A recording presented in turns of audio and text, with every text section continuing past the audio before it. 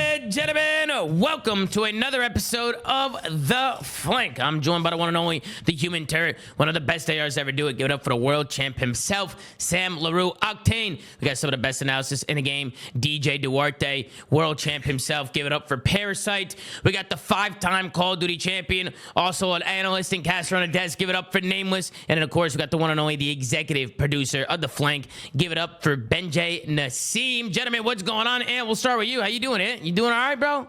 Doing good, man. And, you know, as you listed off, the 5-time champion, a couple of those chips were my boy Duarte. So, man, I'm excited to be back on the show. As I said before, I feel like this show's the heartbeat of the Call of Duty community. So, love coming in and have fun with you guys. I appreciate that, Ant. I appreciate that a lot. We've been having a good time. Love having you on, as always. And they love having you on as well. The fans, they love you, man. They're always commenting saying they love Nameless. As a matter of fact, you had a generational episode last time. They love you. It's in waves, though, Tom. You know, they love you, then they hate you. Yeah, I mean, that's just, it comes with the territory. You know, it comes with the territory. It is what it is. What about you, Duarte? How you feeling, brother? You doing all right? Yeah, I'm good. A couple more days. Excited to get to this major, man. We've had a lot of teams stepping up to the plate. Having these competitive series against top teams. We got a lot of sleepers coming to this tournament, so very excited. And of course, I'm happy to have my boy Nameless on here. Me and Nameless go way back. We used to be a little bit of a duo. Easily one of my top 3, top 5 teammates of all time. Yeah, good time, bro. Wow. And I know the chat loves Ant. Like last time he was on the show, I think he covered for me, and it was I saw a lot of clips. They were hilarious. So. Yeah, we'll have a good time, hopefully. What about you, Sam? What's going on over there? I see you got your dog over there looking good. I'm good, man. In-laws just got here, so she's freaking the fuck out. No. She's going nuts or what? She's going nuts, yeah. They're walking in there now. Good to see you, as always. Good. And that's a cute dog, Sam. Yeah, what kind of dog is that? Mini Aussie. Oh, wow. What? She hates, people and things. So whatever things happen around the house, she just, freaks the fuck out, so. Did you say it was a mini? Oh, what? Mini Aussie. Oh, okay. A mini Aussie. You thought he said mini Uzi? Yeah, that's what I thought he said. Yeah, she's got that dang on her, bro. I don't know. And then we got the one and only Mr. Benjay Nassim. How you doing, Ben? What do you got, a Spain jersey on today? What jersey is that? Yeah, there's a Spain jersey on today. What's going on, Benjay? Because I do laundry. I always wear my Knicks shirt today, Tom. Big win for the Knicks. Absolute capitulation for the Pistons in the fourth quarter. Knicks capitulation. Good SAT word. What a word. Tom. And then excited to talk about these matches. What? Benjay shot an 82 when we golfed. It was phenomenal. Damn, generational performance. Okay, Benjay. A couple days ago. This guy had to put that in there, Ben. We're too friendly to start this episode. What's going on here? Dude, I don't know. Benjay's been frying in COD. Now he's frying in golf. Instigate, I don't know. It's just a different vibe for the past. I've not here. complimented everybody but Sam, because fuck you, Sam. That's cool. Fuck me if you want. Yeah, I don't know. Hey, Pat's not here, and it's just so positive. It's just a different vibe for the show. I don't know. I'm not used to it. Yeah, Pat couldn't make it tonight. I'm sure he'll be back tomorrow. We got some bangers tomorrow, too. I'm actually excited to talk about tomorrow's matches at the end of the show, see what's going on here. But we do have 4 matches to cover today. We'll go through them. I think some of these teams were showing out today, but I think some of the results were as expected. We're going to get into it. We're not going to waste any time. So let's switch on over and let's talk about this first match of the day. We have the Vancouver Surge going up against Cloud9. This one goes all the way down to a map 5.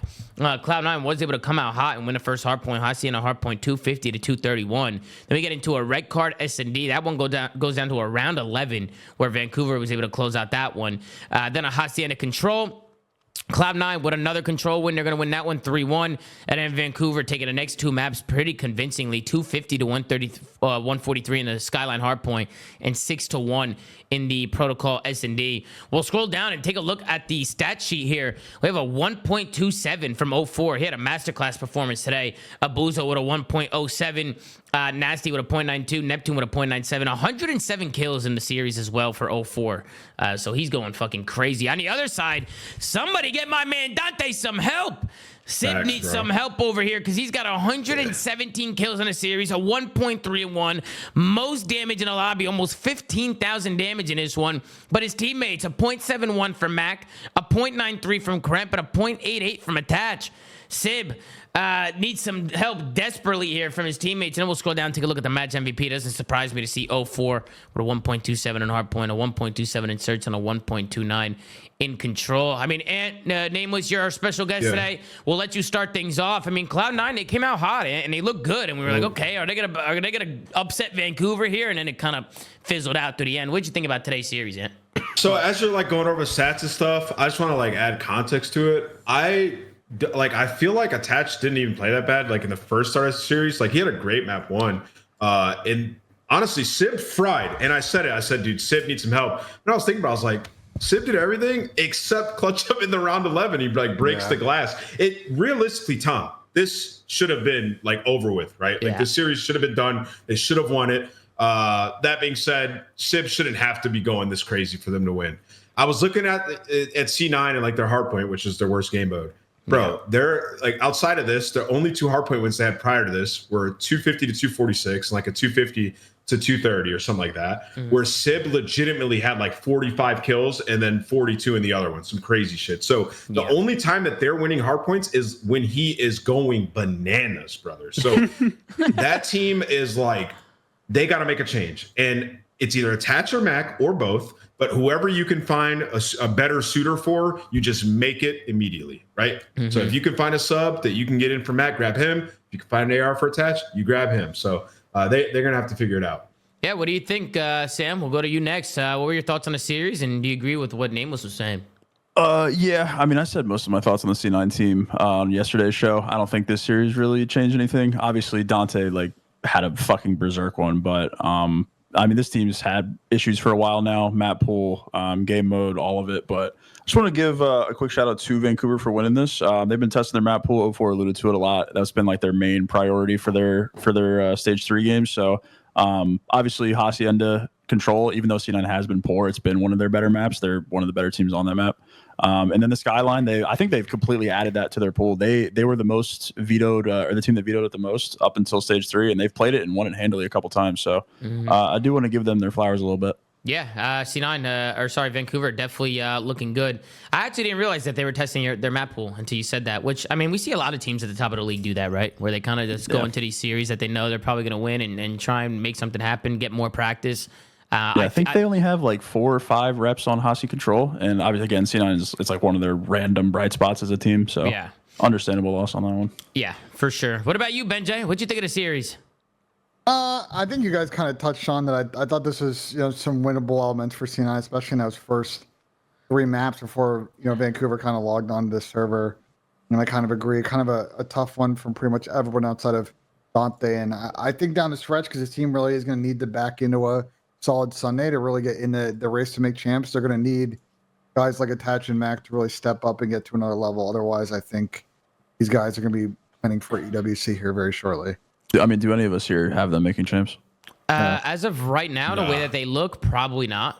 Just because I feel like they can't close series, but depends how they do on the major. It's going to seal the deal. But like the weird part is, like honestly, bro, if I'm Dante at this point, like we said, they need a roster change. But if I'm Dante at this point, I'm fucking tweaking the fuck out, bro. Like 1.4 and like they just not winning the series. Like he needs some help. Mac has been by far and away their worst player statistically.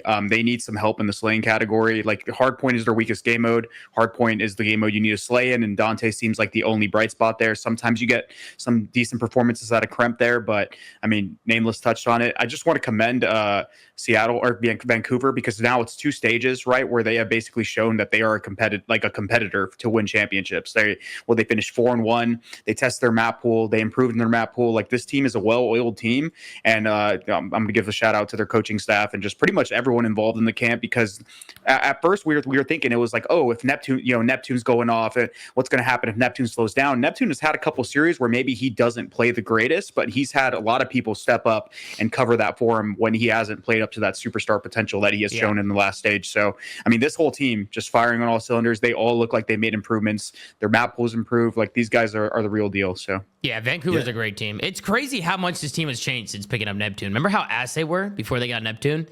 Yeah, we had them as the worst team. Yeah, and it's just crazy to me how much a one-person change can just completely turn around a team, right? And Vancouver's one of those teams that didn't wait, right? If Pat was here, he'd be saying it, right? You got to make changes now, before it's too late.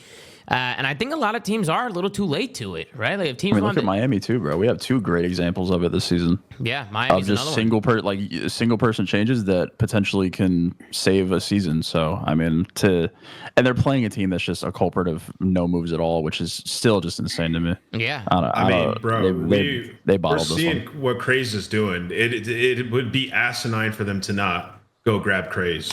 I mean, it could be anybody from Challengers at this point. They could be fucking It's just- Brad, yeah. Stanley, Craze, any of these guys. Listen, what you got to think about if try you something. step out on the player side, even the players should think about it. It's like you have so many like rebuild projects, and for a team like C9, it likely is, kind of just playing for Major Four and then EWC. Like making those preemptive changes and trying to find a core that you can build around for next year should be the priority. Like once you've been eliminated from champs contention, and probably before that, to be honest, if they don't get top 4 at this event. I'm not preying on downfalls by any means, but I really hope that if they do somehow go and have a good major, because I think this team played pretty good on LAN. Like they were very competitive in their series on LAN, even though they didn't have the best placing. If they go to LAN and place well, I really hope they still blow it up and make changes, because like it's just going to be like luck if they do. I don't think that's going to be a consistent factor, especially going on with their online matches. And there's 2 people on their radar that they need. If they want to swap out Attach, they go for Merc. If they want to swap out fucking Mac, they go for Craze, Standy, any of those 2 SMGs. Like they need slaying power, and they need somebody that is good at search. Merc, he covers that in both aspects in the AR category, and Craze literally has won back-to-back elites. Like he's disgusting as a sub. Yeah, and Standy won the last major, so you can't go wrong with either. I want to let you go in a second, Amp. But one thing I will say, Chris, like I don't think the S&D on LAN for them this season, the control's been the problem. Maybe they're online. Misery, bro. They won 1 hard point at 8. No, my point with, like, for example, saying Merc is he's good at 2 game modes that are basically a necessity to win championships. They are the major modes in the that you need to win. There's multiple hard points. There's 2 hard points in a series and 2 S&Ds in a series. So like if they get a person like Merc on their team that's going to slay heavy in those respawn modes and still be very good at search, like they can put away series. They can go up 2-0 against teams, like especially with the way Dante's playing and Krem's potential. Like if they opt to make one person change, like Attach or Mac or whatever, I still see them improving a lot if they get one of those players, if not both. Like they need to do something, because they're letting Sib down right now, bro, and they're letting Kremp down. I think this is Kremp's best season that he's played. He was good on Thieves, but like I'm a big fan of Kremp on this team. He's been playing really good for them in Search, and he's a contributor in Respawn too. So yeah, and you also don't want to get in that cycle, right? Like if they do go to the LAN and place well, and then they just don't change, right? And you just go back to that same cycle that you're just in, right? Like I feel like that's the scary part with them not changing yet, right? Because realistically, if they do go to the event and play well, like I just don't see this team changing. Like realistically, like I know we're all talking about changes, but I'm gonna be pissed, bro. No, at the end of the day, this team legitimately, because one, like next year, if you're looking at this roster, you're like, okay, we got to keep Sib and Krem. But you go to Sib and you go, all right, bro, what do you want to do here? Like you literally just go to him, you see what he wants to do here, and find the next guy. But it has with the caveat of like, yo, we're replacing somebody. Is it Attach or is it Mac? And then who are we gonna get? Yeah. I don't think they retain a single player from this team. I mean, it depends on what other, like, I don't know their contract situation, but I know if I was one of these other teams that have been struggling, I would be trying to grab Sib 100%. Well, that's what I'm saying. I think Sib is just going to go somewhere, and I don't know if Kremp is like how AG is at the Falcons, for example, where it's just a cornerstone player and people want to play with him, even though he is having a good season, and I'll gas him over and over again. But I don't think Mac is good this year, and I don't think Dill is either. So I don't see C9 retaining their players unless it's like again a contract thing and they just hold them. But and that's what I'm saying. It's so important for them to make changes because they need to find the next guy. They need to find somebody they can have a piece. Because if you're already under the impression that they're going to lose Dante, like what's going to make people want to play with this team if they don't have somebody or like an up and comer that is like really good that shows potential? Like they need to start investing in their future and hoping to God that they can retain Dante after the end of the season. Well, I think Dante's just going to be a part of that like next team over this offseason. Like we'll have obviously the top talent with like LAT FaZe, whoever. I think Dante's going to be on that like third, fourth team. Like people are going to be spending cash and throwing money around. I think Dante's going to be on one of those like Falcons, LAG, Optic situations. Man, Dante and Kids should have stayed together, bro. Well, they may end up getting back together by the end of this, potentially. bro. Yeah, if you're Dante C9, bro, I think if you're C9, bro, if you can make it happen, you try to get Kiz for Mac, bro. Legit.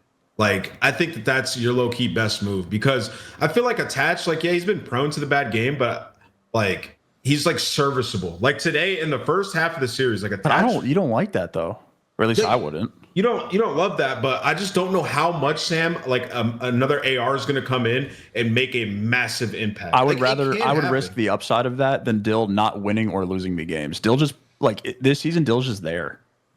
Like yeah, Dill, sure, I don't watch series and I'm like, fucking Dill's frying right now. Like Attaches 40 and 20. Like, so there are a lot of variables to this though, because risk the upside. Sib isn't the easiest person to be an AR duo with. We've seen this over time. You know what I mean? Yeah, so there's like variables to it, and like obviously they're not having a ton of success, but Sib is still frying, like individually, like he's playing well. So if you can get somebody to come in and like, I mean, Mac's getting shit on, bro. Yeah, like, yeah, he's the main one that needs to go. He also looks very uncomfortable when you watch him does. play. It just looks like he's on Seattle again, bro. And that was the thing that I was saying over the whole offseason when this team came together, is if Mac is going to play like how he was on Seattle, filling lanes, being the fucking glue guy, then like that just doesn't do anything for me. It doesn't move the needle. Like Mac had to play like Cold War MW19, where he was the green light and he was the one that was initiating plays and kill whoring and being the guy. Mm-hmm. And if Mac's just going to play how he is this season or how he played on Seattle, like it isn't enough. Yeah, he's just not better than Kremp at it. So it's like you're just not going to be the guy on this team that's doing that. Agreed. Yeah, I mean, we'll see what ends up happening with C9. I mean, we've been talking about him for a minute now, and obviously we'll see how they perform at the event. But yeah, definitely in a tough spot here, especially when looking at the standings. Like, brother, there's not a lot of time. Right? These guys got to start getting some W's, or it's chalked. But any other final thoughts from the series or on any of these players on the teams? Any other final thoughts before we move on to the next one? I think we should talk a little bit about Vancouver. I think this is a great series from 04, and someone that's got to consistently give this kind of impact, especially when Neptune is kind of a mid-pack series, which he had. So, I think shout out to him. Obviously, Abuz has been doing his thing. I think for Vancouver, there's really not much complaints to make about their game. I just think when they get to land, and I think they touched on in the interview, just having that deep map pool that they can draw from. Because even if, say, a team like FaZe is struggling, they've got bread and butters. They've struggled to beat them on Thieves. They've got their bread and butters. You got to navigate those. Those guys want to go back to a final and this time win it. Mm-hmm. I'm still worried about Vancouver's search map pool. I don't know. We're like talking about them improving upon it, but like there's still just like, I don't know. There's still some questions. Their S&D? Yeah. Like their search was like, obviously at the major, I feel like towards the end is what like hurt them. And I mean, even in the grand final, and then like just looking at it right now, it's like they have like 2 maps where they feel like really comfortable on, Dealership being one of them. And I don't feel like, Tom, Dealership is going to be like a map that you can consistently win, like series over series as the season rounds towards the end. So I think that definitely has to be like the primary thing that they're. Why is that? You think it's just the way the maps played? You're saying, or yeah, 100%. It's just a blind counter map. Yeah, it's a blind counter map. Exactly what Chris said.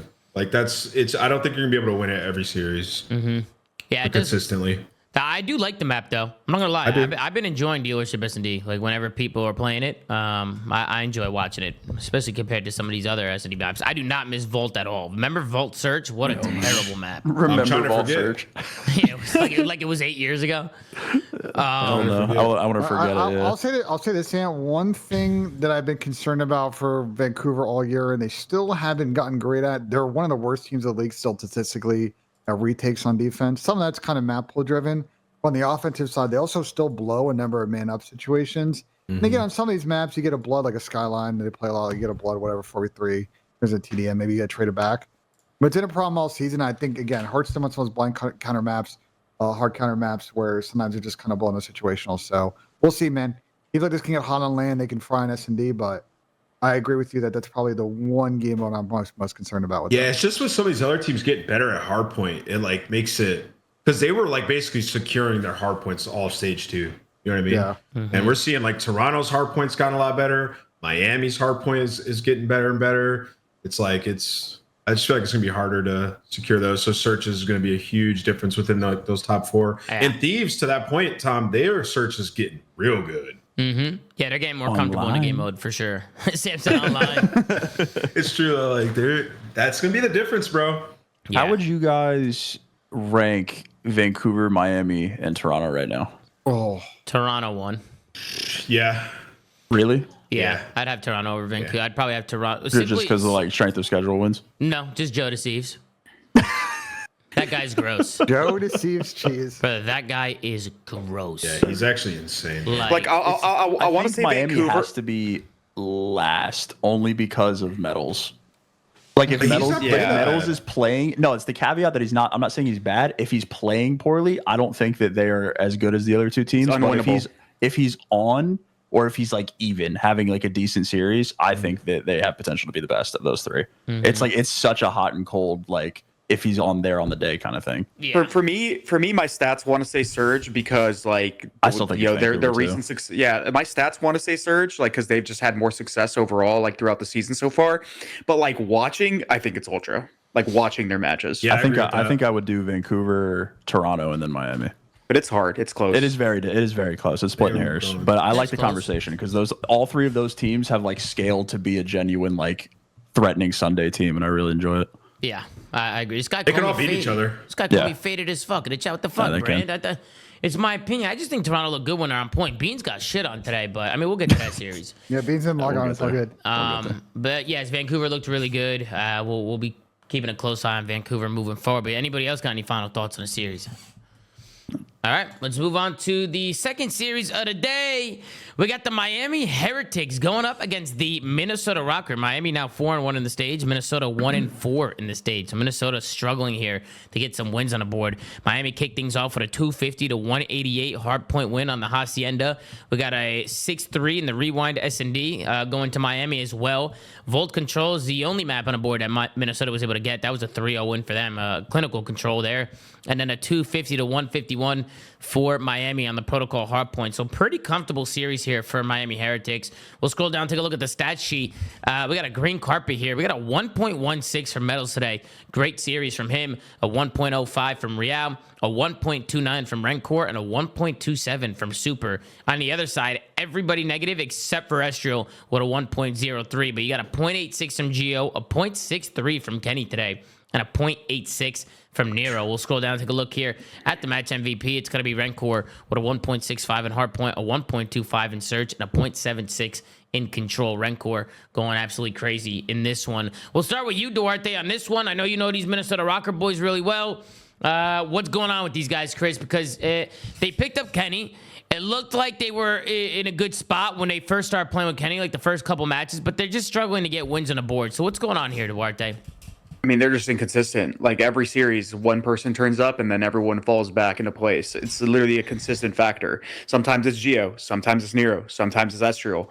Kenny had a couple of consistent series, but then he pretty much drops literally a mimicking of Paul X's numbers. And back when he was on Optic, like honestly, just a terrible series for them.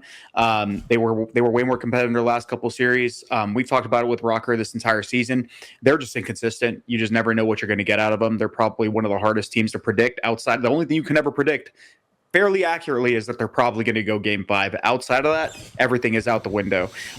This series is more of a series of just Miami, bro. Medals, when Medals has a good series, this team literally looks like they are one of the unfuckwitables in the league. Yeah. If he's playing well, they It's are just the way he plays. such a good team.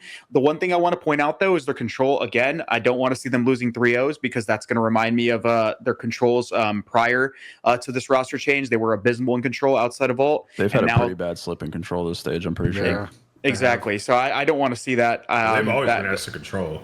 They've been Yeah, good at Vault, they- but they're losing Vault pretty handily. They looked Ball, man. they looked a little bit better this stage because they were winning Hacienda and they were making a lot of those competitive. But yeah, I don't want to see those 3-0s. That's gonna give me the scaries for them. But outside of that, bro, I think ROKKR and Super, if they continue to play this way, are literally going to be fighting each other on the same team for Rookie of the Year. Like They're one of the they best are- AR duos in our league. I was They literally are about to say that, fucking Sam. disgusting, where do they bro. rank as AR duo? They're fucking insane. Bro, they might be like top 3, no bullshit. Top Wait, bro, 5 minimum. They're bro, insane. Super in general is like ridiculous, guys. Like, They're unbelievable.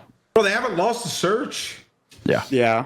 He's bro, really Mr. Double Super's Digit. like a 1.6. And another thing, Meadows said that Super's kind of like their IGL too. It's kind of like the brains of the S&D. This guy's insane, Tom. It's just a So great Chris- pickup for them. Go ahead, To Ben. Chris's point, it's like, you know, it's kind of like the LA Thieves situation from last year, the Carolina Royal Raven situation from, what was it, Cold War or Vanguard? like you can go up 2-0 in a series, but if you can't close out that control, you're going to give the other team momentum, and you never know what happens after that. So I agree with you guys. Like I think these guys have a lot of talent. Obviously, when Metals is flying, they're on.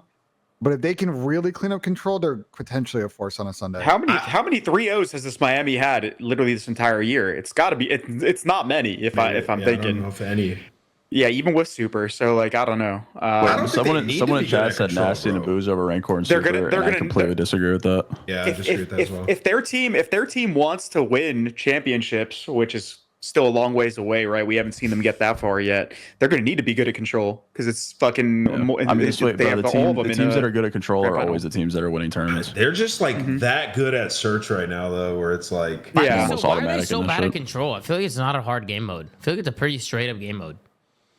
Like, do you think, like, what do you think is like the main reason to them just not winning controls? Like, I don't understand that. They have so much talent too. Like the way Miami plays. I feel like they have this like really aggressive play style, and I feel like they don't know how to pace themselves in control a lot, and they just get caught running around and dying all at the same time. Like that's like what it looks like. It's the same team. It's the same problem that a lot of teams have in the mode. They just don't regain or like coordinate pushes well when things are going poorly. Yeah, I just feel like with their talent, like I feel like they should be able to like adapt and get better at the mode over time. Yeah. Like I don't think, like for instance, like teams could be bad in a game mode in the beginning or midway through the year, but by the end of the year, like you would think that they would adapt, right, and just like work on it and get better at it. Yeah, you just can't overheat in control, and you know, for these guys, sometimes that can be an issue. I think their biggest problem when you watch them play is that I don't think their defensive side of control is efficient enough where they don't guarantee defense, and they're terrible then on the O side in these round fives, and it's costed them at least 4 or 5 different wins. Yeah, they're 0-4 on Vault round 5, so they're not getting defense consistently. Well, they hadn't got to play Vault for like a while. Like prior to this play, it was like what, March 8th. I'm looking at was the last time that they had played Vault.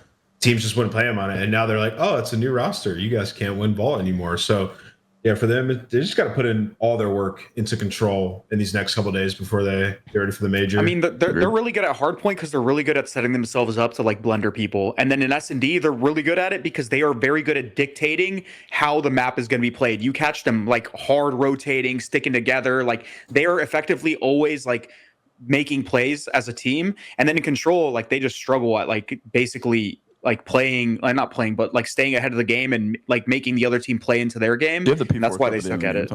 Yeah, I can pull it up. P4 at the end of the proto, Yeah, I got you. Yeah, that one. I think this series could have gone 5. Sorry to cut you off, Chris, but you're good. I think this could have been another game 5. I'm not saying that they 100% would have, but I think everyone, for people in chat that even watched the game, the P4 rotation on this map was fucking horrifying. Yeah. Rencor's in chat said, "Can we remove control and bring back CTF?" You got my vote, brother. Wait, Rencor, like for you, like what do you think your guys' biggest issue is in control? Don't give me some fucking PR answer.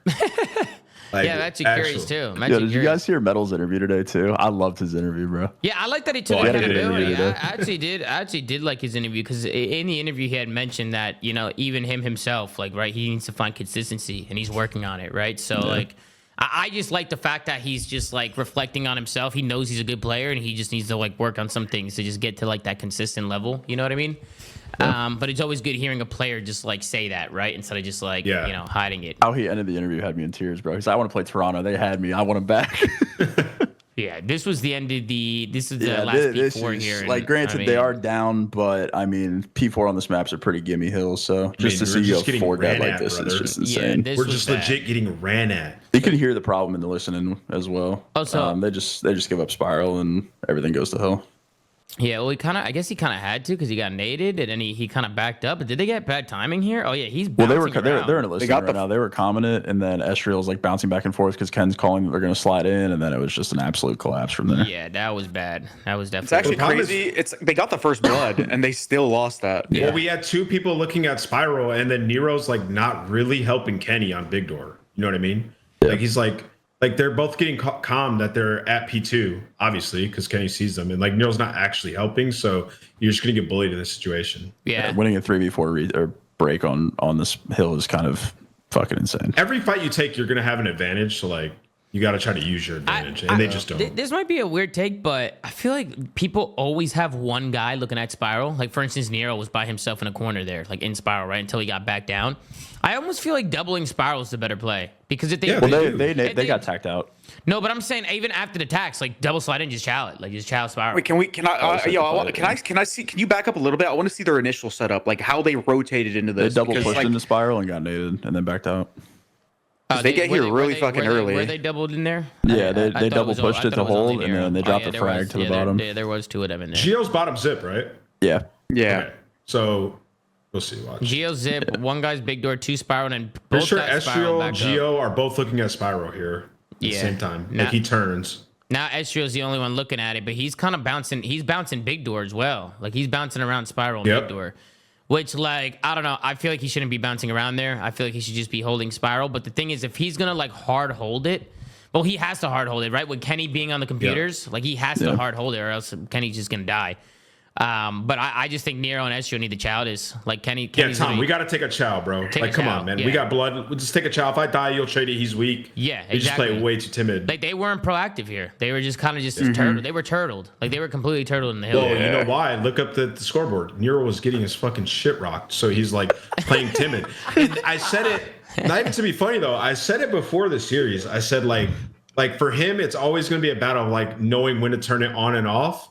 And, like, right here, he's, like, didn't know when to turn it on. And like that's always been like he's just always been battling that. And that's what separates like the good SMGs from the great one. He's always been a good SMG. I don't know if he'll ever be a great one because those are the decisions that like they just cost you. ROKKR said in the chat, don't know what to answer, and honestly, maybe need to take the good routes and be more ratty, I think. That's what he said. Which, hey, listen, I will say that a lot of the times when you are having like bad game modes or bad maps, usually comes down to the routes. I feel like routes are important, especially as sub players. Like I feel like routes are more important for the sub players. You get the sprints where you're just head smashing and you just like don't take a deep breath when you spawn up, right? Like every time you spawn, you just take a deep breath, think about what you're doing, and just take the right route. And it'll make things a lot easier, right? It'll make the map feel easier when you're taking the right routes. I mean, if you're playing the game the right way, it just makes everybody around you play better. Everything feels easier. I don't know what happened to Nero, to be honest, in this map. He couldn't get a kill.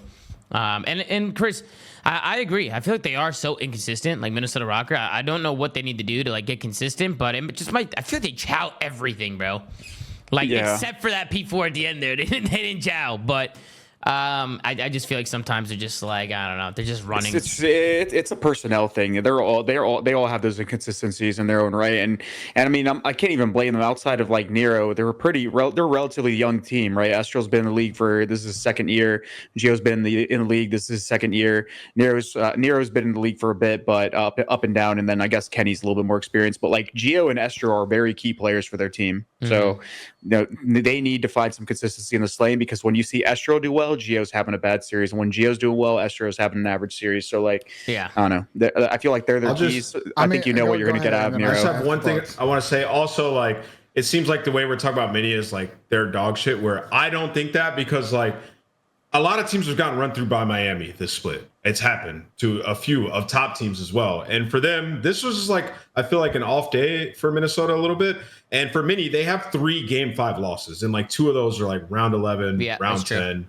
Right. So it's like they didn't actually have that bad of a split for a new team. They just lost a lot of Game 5s, bro. Like 1-3 in Game 5, and then you got ran through by Miami. When you look at the standings, and like that sucks. Like all those Game 5s they lost. Like think about how the standings would look. Like if you clutch even up, dating back to their original team, like Game 5. What's their Game 5 record? And you guys have it on the season. It is 5-8 in Game 5. 13 series. Yeah, that's their macro S&D problem this season across all like the different versions they've had is that they are just not really good at initiating and getting that first kill in like virtually every search round, and it hurts their overalls because I don't think their situational play is that bad, but they get like one of the lower. I'm looking at it right now, second worst first blood percentage in the league, and they are the 3rd worst in win percentage team on offense. And part of that's because they also don't get first bloods just on offense either. So like, I think it's and that just they're playing these gritty series. I agree. Like they have battled against everybody, but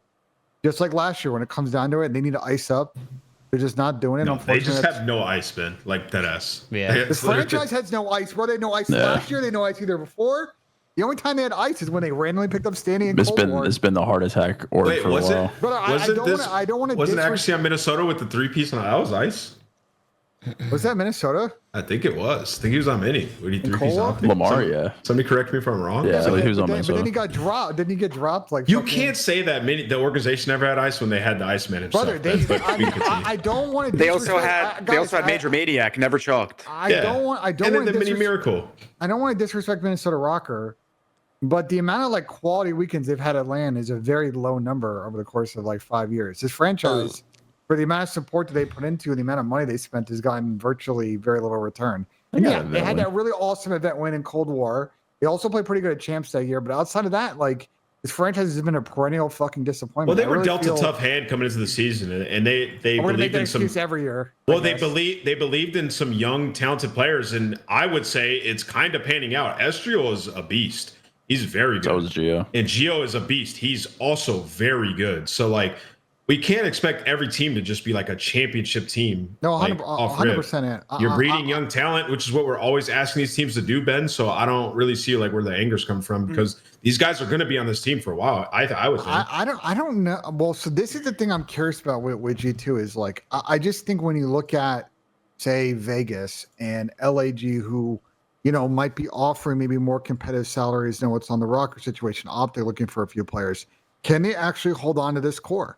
Because I think right now, to be honest, I think the obvious pack-a-punch is in the Nero angle. If you can somehow find a better sub than Nero, I think it may fix a couple of their issues.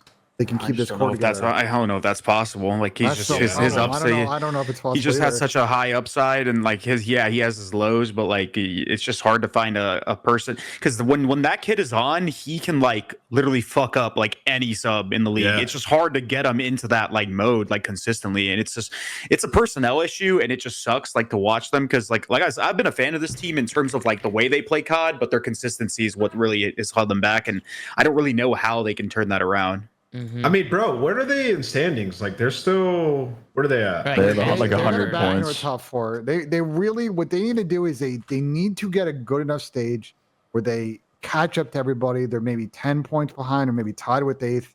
And they just got to outplace people at stage 4. They need a Sunday at Major 3, and their last stage is probably the best of the champs runners right now. They have the easiest stage of pretty much all the teams that they're battling against at the moment. I think if this team was together since jump, they would be in a way better spot. Like this, I do still think this is a good roster. But yeah, bro, for Mini, they're like they might not make champs. So yeah, like you said, they still have to win. I think our bottom 4 is the teams that aren't going. They need a generational losers bracket. I mean, generational losers bracket. The thing is just like this Major 3 can swing the standings so much if somebody makes a run. I mean, if someone shows up and like if Optic gets last and Minnesota gets like top 4, you know what I mean? Jeez, bro. Yeah, been saying, brother. Been saying. Mm-hmm. You heard me bitch about it on the fucking golf course. Like it would be great if we just had the minors right now. Like, I hate only having if they reversed the schedule, if they reversed it. Yeah, having 2 of them sucked. Yeah, but I like the idea. I would just love to know with the players and just also front office league personnel. I think there's a good opportunity for say Breaking Point to do a survey. I would just love to know like people in that position what their thoughts are on this 5-game thing. I would just be surprised if it's anywhere close to like 60% satisfaction. It's going to be less than 50. One of those teams are gonna cause some upsets on LAN. Yeah, but the problem is they're going to start and lose round 1. Yeah, so LAN is just a different game, bro. Right? I just feel like it's if a team catches fire or they're just like, I don't know, somebody gives them a fucking hype up pregame speech or something. All it takes is one match, bro. 1 match, 2 matches, catch some momentum. You take down one good team or one team that's better than you, and all of a sudden you feel like you're godlike. If we're looking at this the way that like I expect Miami to play, I think they're a guaranteed in, assuming that they don't just fucking collapse. Like Boston has turned into a pretty consistent team. They've proven me wrong for sure. I feel like I know everyone's gonna meme me. I think Optic is genuinely like the only team here where I am worried.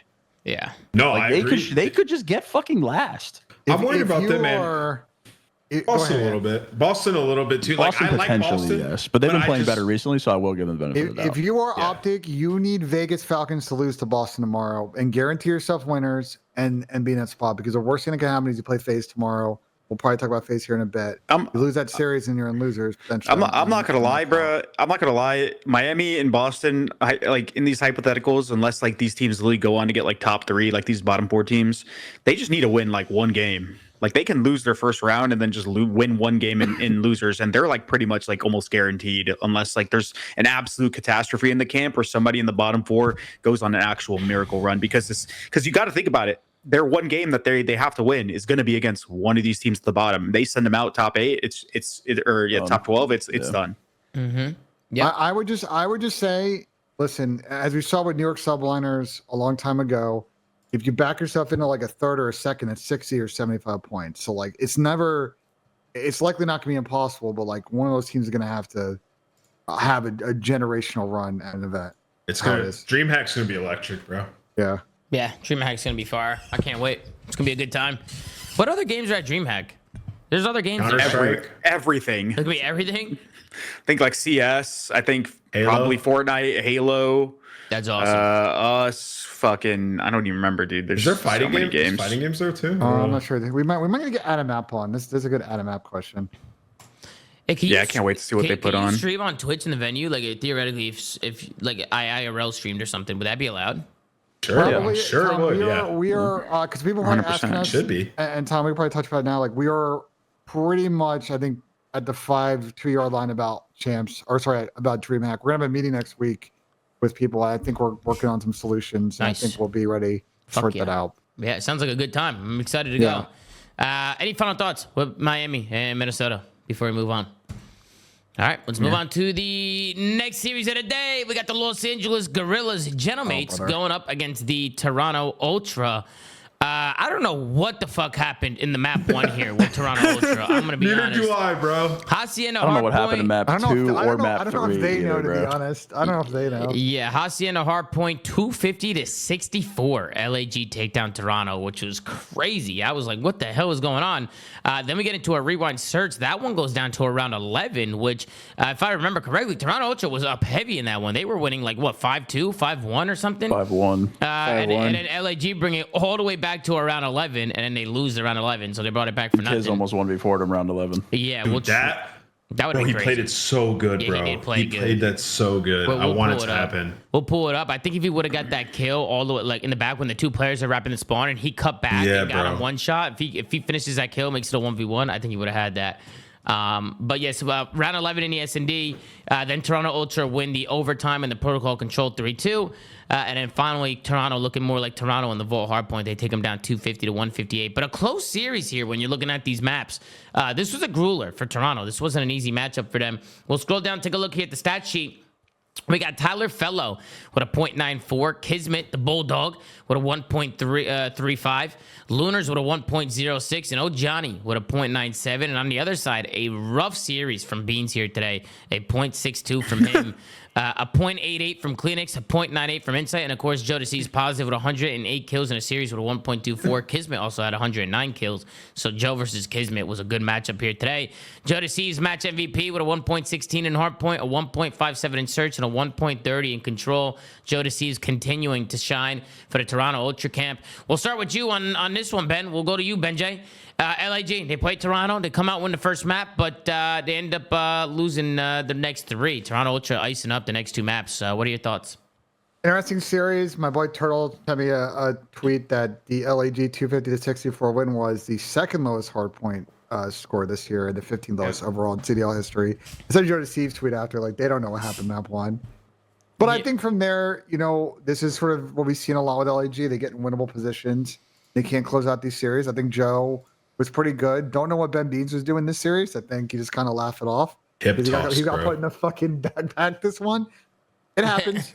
But I think for Toronto, look, the best teams find a way to win when they're not playing well and capitalize on our team's mistakes and close out. And I think that's what Toronto did today. Yeah. What about you, Sam? We'll go to you next. What'd you think of the series?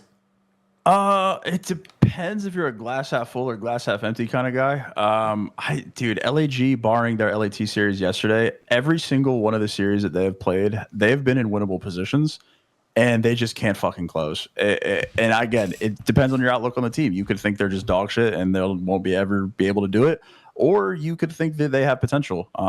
And today was just another example of it, man. They put themselves in such good spots to close maps, and they just can't seem to do it. They have a lot of 3-0s, a lot of on the scoreboard it doesn't look close, but if you actually watch the games, I think it tells a different story. But Kiz played great today. I think this was his best series since the roster change. Lunars actually showed me something today, which was nice.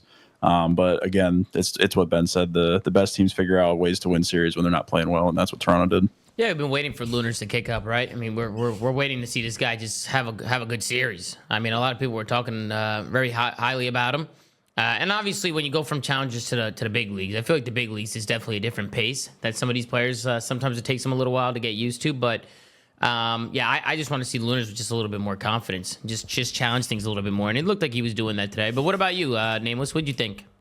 I'd be curious to see like what the process of practice looks like for LAG. I feel like they are so unprepared in like the final moments of like all their maps that, to Sam's point about how like glass half full of them getting close and like folding, they've just folded so many times. No, I don't think that's not really. You think it's a practice environment thing? I think it's just like when you get to the match and it's high intensity. Sam, because I don't know if Kismet. I mean, and this is all hypothetical, bro. But like, Kismet's got to be the leader on this team, right? Like, how is he as a leader with these guys? I mean, he's coming from back-to-back years on teams with like, really, really good players where they had a ton of success. Like, I would just be curious to see what his mentality's like, because he's going out here frying too, and obviously losing. So I don't know. Maybe they need an overhaul in either coaching staff, or they got to figure something out, bro. They had to listen way in. Too often. They had to listen, and I don't know if it was on this map. I think it was on Protocol Hardpoint. But I mean, yeah, of the vocal wise, it was definitely a lot of like Fellow and Kiz. So definitely, those guys are definitely their leaders and keeping them composed as much as they possibly can. But I mean, I just think this team is just. Like, this team is like a showcase team where they're just kind of like Johnny and like Lunars and Fellow are just like trying to like find their way and like find a way to work together. I'm gonna call them a showcase team because I'm not even. I mean, that's just how it is, bro. Like it's like I mean, we already. I said this before, but like Fellow, we already kind of know where he's at in the league. Like, he's been here for a while. Johnny's had his up and downs, but like this will probably be his longest stint in the league. I think if he just sticks it out with the rest of this team for the entire season or for the entire rest of the season. So for Lunars and Johnny, it's just like they're just like showing you what they're capable of. For in the future, whether they decide to retain any of these players or like they decide to move on or get picked up on other rosters, because this team I don't think is going to work. I think they're going to try to like figure it out as best as they can all the way up into EWC. But like I said it yesterday, because I didn't want anyone giving them too much shit. It's like an entirely complete new roster. Like, it's a couple of young guys, like they're just trying to figure it out. Kismet's coming off of being on world championship caliber teams onto basically like a completely new roster. I don't know where this team goes. They're in winnable positions, but they just ultimately just can't close. And Chris, that's kind of what I'm alluding to, bro. Like, and like when you go from being on those type of teams to like a team like this, you could easily just fucking hate your teammates and like hate the situation that you're in. So like, I don't know how LAG bounces back from this. Like, in the offseason, do they continue to try to build around Kiz? But yeah, on the flip side of this, my only takeaway for Toronto, Tom, is like, wow, it must be godlike team with Joe Deceives. Yeah, guys, like, Beans literally got destroyed today. It just didn't matter. So Kismet literally feels like he's on the Paris Legion again, all the way back in 2019. That's probably what he feels like right now. But ultimately, I mean, as much as it sucks for his season, like the type of player that he is, ultimately, I think this will be a good experience for him, because it'll just like it's kind of going to be like it's going to like change his perspective on just like the game in general, and it'll probably make him a better player in the future. Because when you're a really good player and you go in these like weird stints where you just don't have as good teammates or your team's on the downfall and you're into these situations, it could go one of two ways. It makes you a toxic, bitter ass person, or it fucking just makes you a better player in the future. Because when you eventually do get higher caliber teammates, your patience level is just fucking high as fuck. That like there's nothing that can kill your vibe. Sounds about right. Yep. Yo, guys, one other hypothetical. In Joey D. Merck brought this up in the green room today. Yo, what about Kiz on the AR? Yo, he be shitting on the AR, bro. He loves it, bro. You can tell. He's nasty with the AR, right? Like I agree with that. He's like, too much of an impact with a sub. Though I wouldn't take him out the sub. if the team needs an AR and like he's up for grabs, I wouldn't be opposed to having him role change. Like seeing him more and more with it, he's insane. I'd want him more of a flex role, if anything, if he's gonna run the AR. yeah. Like not like a main Oh, AR yeah, you type don't want to role, run a but main, of course. yeah. But yeah, I agree. He's really good with both guns. So we actually got the listening here from LAG. So let's tune in and actually this is the Toronto listening. Wait, you said there was a Minnesota. It's right listening? after. It's right They do after back the to Toronto back? one. All right, we'll listen Yeah. to both. We'll see how both teams sound. Let's tune in. Gonna go con to time, brother, okay? Open up with Johnny. Listen, 1 minute. Johnny. I'm blocking. I'm ready. Three front gold. There's still dubs, guys. One's plants. Go and credit me. Okay, I heard you. Is that What's Johnny? right there? Nice, good shit. Nice. Fellow and kids. Can anyone get right cross? Yeah. I can get the right. They're gonna play for right. I have the right. I'm Need to get Yeah, vault. No, man, don't worry about it. I have dubs on her. One on me. Put pressure on if you need to. One out of home and you grab. Yo, one plant. One shot. That's plant. Yeah, The plant. We're nice, looking for let's one. go. Look for. I did blood. One shot. Back up to goal. Get my right cross. Doing all Right, left, right. I'm in the cross. There's two there. They're good. I'm back gold. I'm back gold. He's one shot. No worries. Okay, so we can front goal. I'm like one out. That's Stop me. okay, right. Look my scat. I'm looking One back. right. Scatter. Goal Scatter. in the. One's a big one. What's your really weak, Johnny? Team code. Scaff door as well, bro. Okay, scuff. He's on the Jeep. 2. I'm right there. Damn, Inside was shooting there at the end. What you guys think of Toronto listening? They sound good to produce. I feel like their comms are Sound always good. It was okay. It was all right. Yeah, you didn't like it that much. It sounds like Toronto. Yeah. Yeah, It was typical all right. Toronto. Nothing spectacular. And then I we don't like have, to overgas them. Then we have the listening coming in from the other side. Let's tune in with LAG. I hear you. Two next to me. I'm dead. I send the left. Nice, we can bang here. Nading your open. Okay, can be close up. Nice, get up. Now Joey, top cat. Okay, not jump off. Okay, not jump off. Still there, I can't catch. When you get time, bro, I'm one shot, bro. Could be close. I'm giving time. Okay, one's cat. Money, bro. Cat. It's okay. One ball. Money just holding. I'm trying to get time. I'm about to hit the left. Outer mini. Yeah, I'll play for the guy. Yeah, money still one shot. Let's go. I'm one shot. I'm making away, bro. He's close on me. He's front. In the pool and top single. Pull the time, one shot. And there's Nick cat. Lunar's absolutely blacked out right there. What's truck cut? What'd you say, Sam? I said Lunar's blacked the fuck out right there. When Johnny was calling the guy out. Yeah, he's front? like, yo, he's close. He's one shot. He's on me. Yeah. I could tell something wrong. I felt like Johnny made the play and then they got in, and I was like, what the fuck happened? Like, how the hell did they get in there? But I hear Fellow a lot. I mean, I definitely hear Tyler Fellow in the background. You're always gonna hear that guy a lot. Motor mouth. Yo, Hey, but I will say I watch these like live, so like when we rewatch them on here, I kind of stare at their player cams. Bro, Lunars looks like he's tweaking. But you think so? You think he's tweaking out? Yeah, he looks like he's kind of tweaking. I think he looks super uncomfortable on the map. Yeah, I just think that too. This isn't one of those things we see this with young players, man. That first team up, just shit team situation, just can't get comfortable. They learn from it. And then his next stint, he'll kind of know what he needs to navigate, and ideally gets on team from the start and can really get comfortable. That's probably the worst situation to get in as like a rookie is when you come into a team and they're just not immediately good or even decent, because like then you're just fucking tweaking because you're like insecure. It's like, oh, is it me? Am I going to get cut? Like, am I not showing enough? And then that can shift like the way you think or play a lot. So I like I said, I feel bad for him. Just ultimately coming into this situation is tough, but I mean, it is what it is. He's gonna have to make the best of it. I mean, it could be a lot worse. So I don't know, but like, because you're coming in and you're trying to learn how to win, and they don't know how to fucking win. He's one of the hardest. I would say he's been one of the hardest players, like rookies, to evaluate that we've had. 100%. I don't know how I feel about that take though. I feel like we've had a lot of rookies recently that have been in like kind of shit situations, but they still show out. Like Estriel and LAG last year, granted they were like They have their they were a moments. serviceable team. You want to know what it is, bro? Like, you can tell. But think about Kismet on Paris Legion. Kiz on Paris, you have fucking. I mean, Scrap's a little bit of a different example. Like Hydra and Cold War, that team wasn't winning anything. We knew what Paco was going to do. Real, he was on Miami. That team wasn't winning shit. We knew that they were good. Yeah, someone said, yeah. You want to know what it is? We know what these players are bringing, and I feel like Lunars isn't showing me shit. You want no. You want to know what it is though? I think he really a lot of. is big, I think a lot of these people were kind of the impression that Joe on Lunars. LAG is another one. Sorry, You're good. You're good. I feel like a lot of the people were under the impression that this guy's like a flex, Lunars, and because of how like aggressive and like how his playstyle was in challengers. But ultimately, I think the league is just a different beast. Like he gives me main AR vibes, and he's paired. Like he's been consistently paired with like for the most part, mainly are people outside of like Priesta, but Priesta was just kind of not really good in general at the time there. So I feel like he would pair way better if he had like a flex player like on his team and he was the main. Because he gives me main AR vibes with the way that he plays. He doesn't really give me that like super aggressive play style. Was he using a sub in challengers? He was their flex, because unless Fellow was their flex, which I don't think he was. I could be wrong. Nah. But Lunars gives me like main AR vibes, and I feel like I'm not saying to put him on Dante's team, but like if Chris, he had like an AR like semi like Dante on his team, he'd look a lot better probably. Chris, where were all three of Lunar's challengers teammates when they were winning? Fellow, Craze, Neptune. Okay, Craze and Neptune are the truth. Bro. let's just keep it an absolute buck. Bro. Like, I mean, it's true though.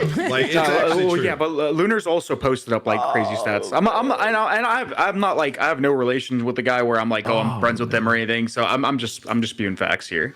But That's I know. I think you are comedy, bro. I mean, I just keep it in a buck though. hilarious. When I watch Lunars, like obviously it's a shit situation. You did bring it up. Like I also think he's been hard to evaluate because I do think he's like a main AR, but he's not ready. Like he just needs a little bit more time. We've seen that for so many players. Like you just send them back down, let them grind through challenges a little bit longer, like learn a couple different play styles, and then like you'll find your spot in the league. Yeah. But like if he was him like that, then when Kiz is performing like this, he would be able to like rise up and close out some of these maps with them. Speaking of Can the I Bulldog, go ahead. I was just gonna say, speaking of the Bulldog with the 1v4 here, he would have clutched this if he didn't stretch the bomb, right? And I think if he would have held his trigger, he probably would have clutched it as well, right? Because Kismet 1v2 situation, I love the way that he planted the bomb for hole here, but the problem is the bomb gets stretched on the defuse. And he can't see it. If he doesn't shoot at Joe there and he just kind of waltzes up here, like sneaks his way up, shoots him off bomb, and then runs out, I mean, he probably clutches that. So great try from the Bulldog, but this would have been a big 1v4, huh? If they would have won the second map. Bro, this was 1v4 round 11. Kill onto Beans. Yo, Beans is probably like resetting his internet like 10 times, bro. Yeah. Like that was disgusting. And this is what I was talking about with Ant in the beginning of the show. But when Kismet hits when he cuts back here, such a good play. When he runs away and then cuts back, if he gets this kill here and just melts Joe and then gets out of there, I think it would have clutched it. Like the way he was playing his situations was perfect, bro. He was playing this perfect. This is a great series from him today. Yeah, I thought he was going to get EQ'd in this round, Tom. Like when he repinched that, I thought he was going to get EQ'd. Thought they were going to sound for him.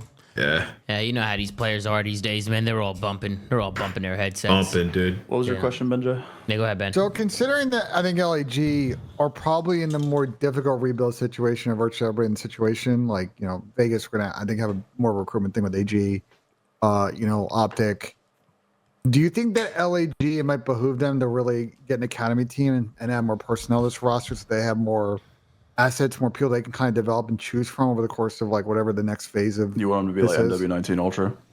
I don't know if you need to go that far, but like I definitely think that they're not going to rebuild some massive super team in the offseason. I do think that going into the CWC cycle, trying to get more people under contract assets they have they can choose from, either keep or maybe they sell on, just give themselves more flexibility, because I just don't know. I just feel like they're not a first domino. They're not a second domino. They're going to be stuck in the pack, and like they're going to be kind of choosing from everybody's leftovers a little bit. I don't know if they have that type of luxury. I just think they got unlucky, bro. They picked up a team that had good history. Granted, they picked them up with Lins. I mean, I just think that entire team, like it didn't fit this game's play style. Like for the most part, like Skies has still been kind of up and down.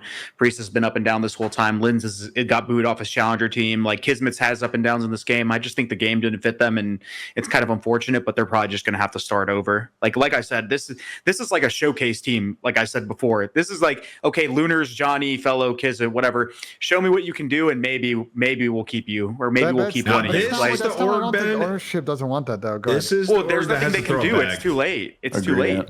They just had, dude. There's only one answer. They have to throw a bag, bro. Like, listen, guys. Like forming these teams, like Ben, like, and I don't disagree with like an academy team. If they have the funds to do it, I think it's awesome to like breed talent like that. But like all these teams that are trying to form these like ragtag groups, bro, it's like RNG, because you're forming these rosters like before the game comes out, and you don't know like how they're gonna perform, if they're gonna get along. Like it's tough, and it's like the same thing like with Mini, with all like, when you look at these rosters, like with Boston could have just been asked, and we'd be having the same conversation about them. So like you just got to throw a bag. Like if you really want to have a team that's going to be good before, If you want to have a starts, guarantee, you're throwing a bag. If you want to guarantee, you're throwing a bag. And is I know they're going to probably go down the option, but I just think that they're not first pick in the bag throwing situation that exists, especially if Tom, to your point, where you said They're not first pick. They got to throw a bigger bag. Like that's all it is. Orgs coming in and buying up spots and maybe also shuffling this in an unpredictable way. Like they need to account for all options. And I think the biggest thing is think about yourself like Oklahoma City, bro. Like they need to stack assets and give themselves choices. I just think they got unlucky. I think roster. I don't know. Coming into the year, yeah, they got. bro, I'm not talking about the past, and I don't disagree with you. That's not I'm what I'm saying talking coming about. into the year, their roster was good. Like And they got unlucky. No one's saying that. I hear you. They went with that route and it didn't work. What I'm saying is on them. They're low on the totem pole of desirable locations of bag. They need to protect their downside next year. Like they need to. I agree with They need to find ways to increase their floor and get some ROI out of that. And I think one way to do it at this point is to get people contractually in a situation where you have their refusal rights or actual full contract rights, and you can kind of decide on how you want to move forward with the next. No, I mean that's good. I don't know. What if your challengers players suck? Like it's all still like orange. It's just like who's gonna grab who's gonna like this year was like who grabs Neptune? Like the team that grabbed Neptune, W. Like they made a good decision. Like at the end of the day, it's always going to come back to like who's willing to go down to challengers, take that risk early to pick up the guy that's playing well. And Vancouver reaped the benefit of that this year. Like and the only thing you could have a challengers team, bro, and that team just beat dog shit. Like yes, I do think an academy team is awesome, but like the way you make it sound is kind of like fairy tale because it's like Toronto did it and they're a mainstay in the CDL now.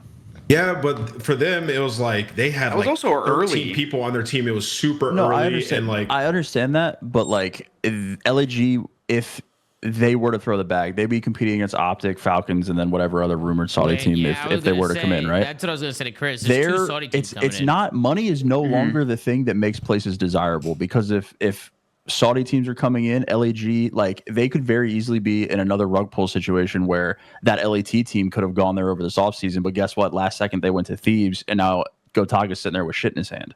So then Ben's point, they just need some sort of back burner plan so they don't have this situation happen again. And you guys are also correct with them getting unlucky with the game and how their team panned out. They got it. Listen, I also don't think it's tough to make this point, and I know it's hard to comprehend, but you need to also like try and think about the year after and the year after. And it's really difficult to do so, but the way to do so is to like constantly have people that you can choose from and give yourself like flexibility moving forward. I don't think that's going to happen ever again. That's the only counter to what G2 has been doing. You see, it hasn't really exactly worked for ROKKR. What other like Thieves, Optic, and FaZe, where they just pick whoever's at the top of the fucking pile because they can. You're just not going to be in that position with this team unless they're willing to overpay by 200. Like in order to do it in this market, you have to spend egregious money. Egregiously overpay. Agreed. And by the way, those Saudi teams, I always see this shit on Reddit about Falcons overpay, whatever. Brother, they what they do is they pay just barely above market rate. Like they negotiate right to the 1% over where they can get people. They're not overpaying by 200% and just inflating the market price. So I just think LAG's got to think about their long-term future here and how they can just not have another shit year. Do you think as much as the idea? Sorry, go ahead. No, I was gonna say, do you think it's a good thing? Because I saw that Reddit post too, and some people were debating whether it's a good thing or a bad thing. I think most people are saying it's a bad thing. But what do you guys think? Two Saudi teams coming in.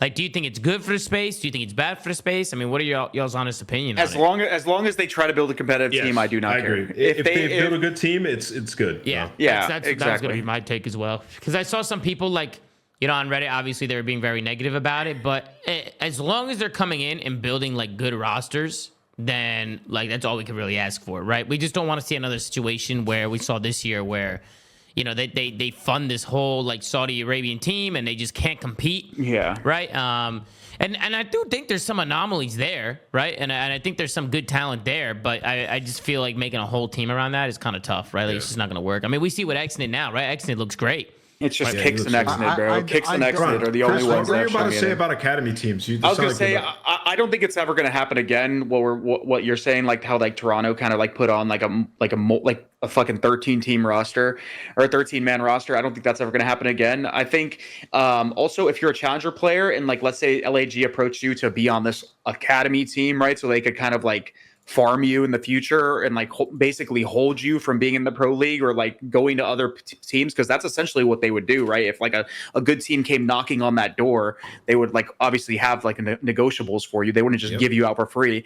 You'd be fucking stupid to sign that shit, especially now. There is so much opportunity in this league coming now, because this game has shown the teams that make the first move are the teams that are going to succeed. If that isn't apparent to you, then I don't know what the fuck is, because we've been. What I would say, Chris, is that if you're a Challengers player, there are ways you can negotiate a deal that's friendly to you, that gives you opportunities or gives you revenue opportunities. Yeah, but these guys are young, bro, and they just are brain rot in the game. Yeah, they're not sitting there thinking about. That's a whole different issue. That's okay, that's but there's just a lot of obstacles. You're looking at the other side of it. What I'm saying is, I'm trying to look at it from the LG perspective. Like, Tom, to your point about the Saudi thing, like I kind of asked around. I'm not really sure where that whole thing is at, so I'm not sure where you heard the rumor, but I think there is probably some back there. My guess is, based on the fact that Falcons is in, I think maybe the orgs you're talking about or circling around are more of the Saudi football clubs that started to get into esports like recently, in and around sort of the EWC movement. And that kind of brings up a more interesting conversation. I don't know if you guys saw Adam Adamu talking about on Twitter today. But hold on, because there's people in the chat saying that my sources were shit. Are you saying that it's not happening? Are you saying it's not happening? No, I actually don't know. I don't have any info on that in particular. Oh, I don't know. From what I've heard, and multiple, this was multiple people. You know, this is just what I'm hearing, right? But my source told me that he heard this from multiple people, right? So I mean, who knows, right? My source could be fucking faded off the web. And shit could change, and like they could not get locked in. But I think if you pick up that tweet from Adam Adamu, I do think what will be an interesting kind of trigger on this is if we finally get what's been rumored for years now, which is the owners in the league actually vote, and we go away with the endemic IP they have now, and they just go to like what the actual org names are. So say in this hypothetical, right, these Saudi League football clubs like an Al Nassr come in. Like, I don't think they want to create a new intellectual property. They'll come in and they'll invest. They're going to want to be Al Nassr Esports Football Club, whatever. And then by switching that, you then benefit all these home orgs that can actually use their branding and their resources. They don't have to do this fucking pass-through bullshit that we've had for like 6 years. Like, it's like when we watch EWC and we see all of our parent organizations that were in COD 5-6 years ago. Like, we watched EWC this past season with G2, FaZe, 100 Thieves, Optic Gaming, like all of these, Cloud9, all these guys. So that's how COD should be. Yeah. So again, considering the Saudi thing, and considering that there may be team turnover here, LAG, very curious to see what they do after next weekend. Last point about LAG, like, besides personnel, what makes them undesirable? Because you guys kept using that term. I think it's just the amount of money that they're willing to spend, and the idea that they have no cornerstone at the moment. Like, Falcons have Pred, and they're a contender. Optic have the brand. What does LAG have at the moment? I think, they do have a good backing with Gentlemates. I would say I think the fan base is awesome. The fan base. They have a good fan base. But I think they're just... Assuming they spend money, though, Sam. Assuming they spend money, like, what's wrong? Like, that's what, because you started that with the caveat of them not going to spend money. No, I think they will spend money because they were in contention with LAT, but I'm saying so is everybody. Spending money is now the baseline.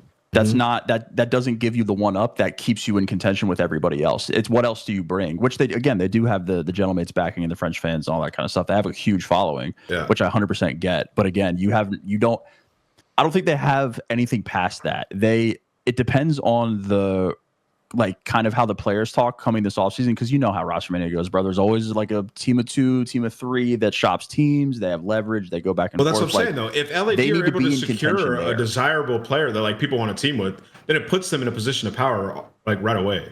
So, like, this, but I don't think it's ever going to be one. There's never just going to be one guy that walks to LAG that's like, you give me $300,000 and, like, I'll play here. I'll be your guy. It's always multiple players. Like, and if it's multiple duos do be like no, I know, but they're going to be leveraging everybody though. And then, like, if we're just using random numbers, but say LAG offers 300, Falcons offer you 350, you're going to go to Falcons. If Falcons offer you 350, LAG offer you 400, you're going to go to LAG. It's just like the money is no longer the thing that, like, I'm not conveying this well. I'll say it was a down year to be a pro this year. Next year, it's a great year to be a pro. I think the thing that's interesting. Go ahead, Ben. I was just saying that I think it was you correct me if I'm wrong, Ben, you probably know, but last season was like the big shift in contracts where, like, a lot of the +1s ended. So we had like a massive shift. I think this coming offseason is the +1s. So a lot of teams are going to be like holding their players, or like there's going to be a lot of weird contract stuff right now.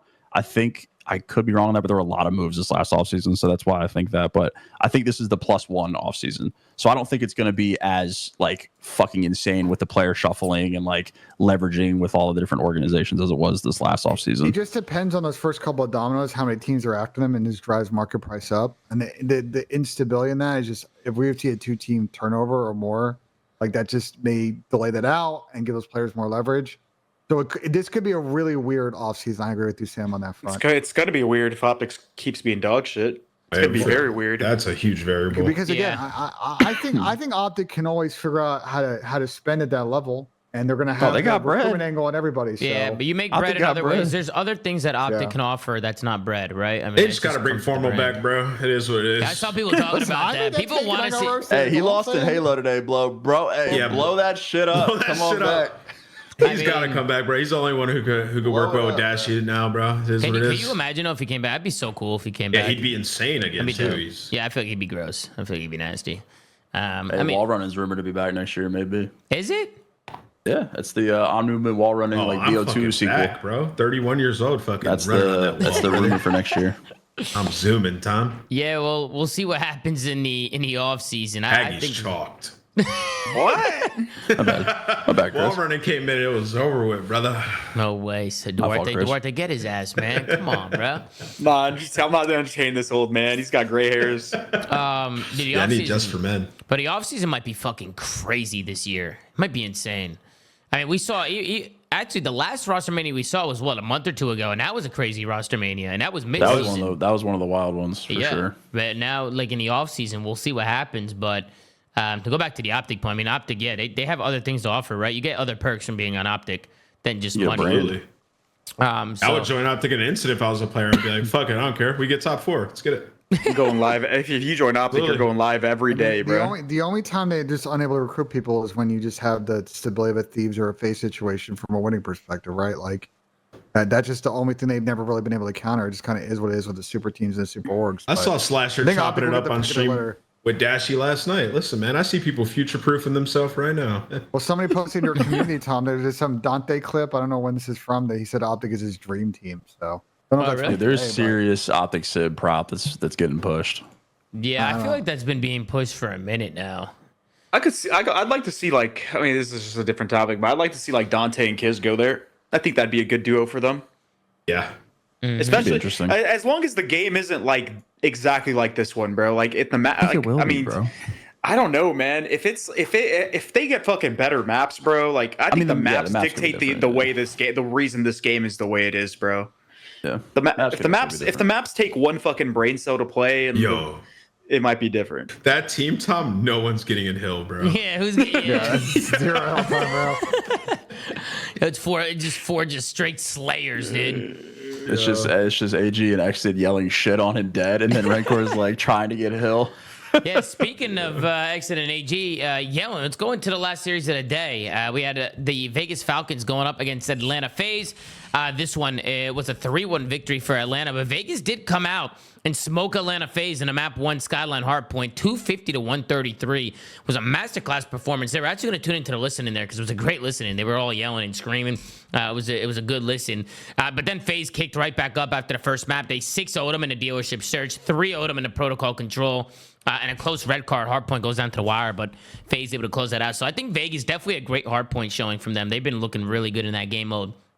We'll scroll down, take a look here at the stat sheet. We have Arcides with a .71, Xnet with a .85, Pred with a 1.26 today, and a .92 from Priest. On the other side, you have a .93 from Abizi and a .92 from Sim. So the Terror's going negative here, but a 1.31 from Celium and a 1.15 from Draza. Most kills on the squad here with 91 in the series. Great series from the AR players. We'll take a look here at the match MVP. I'd actually probably give the match MVP to Draws, but they gave it to Celium.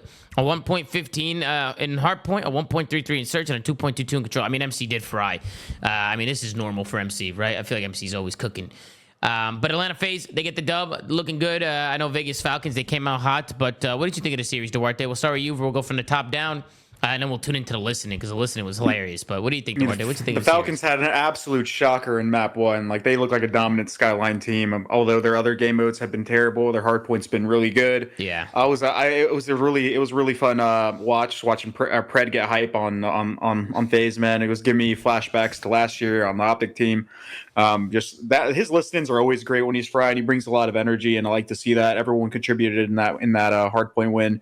But yeah, I mean, you guys were talking about nobody getting the hill, bro. I think like Preston had like 2 minutes, and everyone else was just kind of like falling short there. But Pred, They did. yeah, he fucking fried. Everyone on that team fried that map. So yeah, I mean, it's good to see them actually getting wins on the board. It's good for the league. It just sucks that they just look non-competitive in pretty much every other game mode. Yeah. What'd you think, Benjay? What'd you think of the series? I thought it was a good first map from Vegas. I think for FaZe on the hardpoint side, I'm sure we'll spend some time talking about it. It really feels like to me just uncomfortability with their subs as far as just initiating, and they're just constantly 3v4 in like every team fight. So it just seems like that from my perspective. But like, you know, again, where their hardpoint's been really struggling online this split. I mean, this is the second time this split we've seen them 6-0 a team, 3-0 them in control. Map 2, map 3. So that's how you take momentum and regain. I think map 4 was a little dicey, but you know, they control the rotations and the spawns well there and clutched up. So a lot of stuff for FaZe to work on. I think they're not looking like odds-on favorite to win this next event, but if they can start winning hard points, they're in a good spot. Yeah, Ben, That shit doesn't even matter because my bad. I was gonna say that shit doesn't even matter though because yeah, last stage we had Thieves winning it all and it didn't even matter. FaZe just came out and looked better. FaZe does online. Yeah, I feel like when we go to LAN, it's like a different ball game for FaZe. I feel like you just know they're gonna I come with don't their care. A game. But we can sit here and shit on their hard point all we want, but at the end of the day, we'll see how they do on LAN. But Ben, you have been very vocal about Simp in the hard points in the watch party. I mean, what do you think's going on with Simp? He's been having a hard time just going positive in hard point, it seems like, recently. Actually, we could probably take a look at his latest performances here in hard point. So a 0.71 today, a 0.98, 0.95, 0.85. I mean, Simp, yeah, just having a hard time going positive here. You usually don't see these type of numbers coming in from Simp. What do you think's going on? I mean, it's not just him; it's also Tyler. Like, I think both subs are just really not impactful in hardpoint, and like you can just there's only so many situations where they can just 3v4 like these big team fight map control situations. They already have struggled for most of the year at being like a break team, and the reason they've been statistically like a number 1, number 2 hardpoint team this year is via the rotation. Same thing last year, but it's got to figure out how the subs can just do a better job of initiating pressure, picking routes, like really just kind of funneling and kind of making things easy. I think the wins will come if they can kind of figure that out. I think it starts with fantasy team. I think it starts with Abe, and it's starting to affect Chris now. Like it starts with the BZ and it's starting to affect Simp because I think a BZ's kind of been really up and down in respawn this entire year, and they were like getting by, but as teams have improved, I think it's starting to take a toll on the way Chris is playing too. So they need to figure it out because they're a hard point. For the most part, it's literally on them. Like they're not playing at the proper pace. I feel like they're getting caught sprinting around. They're throwing away setups a lot of the time. And when you throw away setups in advantageous positions, you're going to get fucking farmed as a sub because now it's on you to break and you're running into people that are pre-aimed and holding setups. So I don't know. They got to figure it out because yeah, you know, they've won back-to-back events. But I mean, if these guys go to the event and they have the same shit happen in hardpoint, then we're going to actually have a conversation about it because it's starting to plague their team for real this time. What about you, Sam? What'd you think of the series? 43. What was going on in Optic, bro? This guy AG looks fucking different, That's bro. what I was gonna say, Sam. This guy looks different. He scammed them, He's bro. playing way more fuck aggressive. happened? He's playing He way more scammed the aggressive shit out now. of it, bro. This guy's only call out is shit on. Alec is calling him a phenomenal leader on Twitter. This guy is permanent 40 in hardpoint. What the fuck was going on in the hex I quarters, don't know, dog? dude. Holy shit. It's even He's like the best his hardcore player in the play world style, right bro. now. He's Brother, completely he's changed his dropping play style. 40 per. He's I running don't- at people. He's literally And he's running them down. challenging He's Tom, challenging yeah. everything. I haven't seen AG lay down one time since he left Optic. I'm gonna put it out there. I haven't seen him lay down one time. Hey, Lady's gone, bro. Dude, Falcons are a dangerous hardpoint team, man. They're obviously getting fucking slaughtered in the other modes, but they're fucking nice at hardpoint. I'll give it to them. But yeah, on the FaZe side, I said at the first match when they lost their qualifier, I still don't give a fuck what this team does online. They've beyond the benefit of the doubt at this point. They've won back-to-back events, going back to last year. So yeah, I mean they'll show up to Major 3. I'm sure they'll get top 3, top 2, win the event. Obviously, we can analyze their online gameplay because it is important, but I think I just trust this team to show up and compete for grand finals every single time. You got Scrap at a chat saying that he saw AG and Ant squaring up with each other in the Hex quarters. I don't doubt it, bro. I don't know what's going on over here. what's going AG's on the best over player there? in the fucking game. I don't know. What about you, Ant? What'd you think of the series? Yeah, I mean, to the AG point, I think he just knew Warzone was coming out and that team was going to be chalk, so he just like thought ahead. The late night wars. You're throwing the Warzone gimmick? Nah. I mean, he's legitimately was insane today. Second part of this though, on the Atlanta side, I hear what you guys are saying, and you know me, I've always been the guy. I just don't care what Atlanta do online. But within this split, the Tiny Terror's not playing well. I think it's like genuinely concerning if you're an Atlanta FaZe fan. I do feel like if LAN was tomorrow and they're going up against Toronto, like I think they're losing that series, given what Toronto's been good at throughout this split, and even LAT, and how on both of those respective teams the sub deal has been fucking ridiculous throughout this split. So I think coming into this major, like we got two teams that at least I would pick for sure over them, and even potentially Vancouver right now with how Vancouver have been looking too. So why are you so down on them? Is it just hardpoint? Yeah, just the HP mainly. I think also like their search and destroy, like it's good, but the rewind, I don't even think we've seen Atlanta FaZe play a rewind. And I haven't played it yet. My other point about the dealership, they won 6-0 today. I don't think that's a map, as Chris mentioned. I think it's a blind counter map that you're not going to be able to just win consistently, whereas like Skyline or Vault, you can almost kind of guarantee those at times. Today. Yeah, see, like, and that to me is like just like a little concerning in terms of like the search map pool. I feel like that's a map that it's just big. A lot of teams. I don't even think they played Rewind when it was a map originally. See what I'm saying? They weren't a big Rewind team.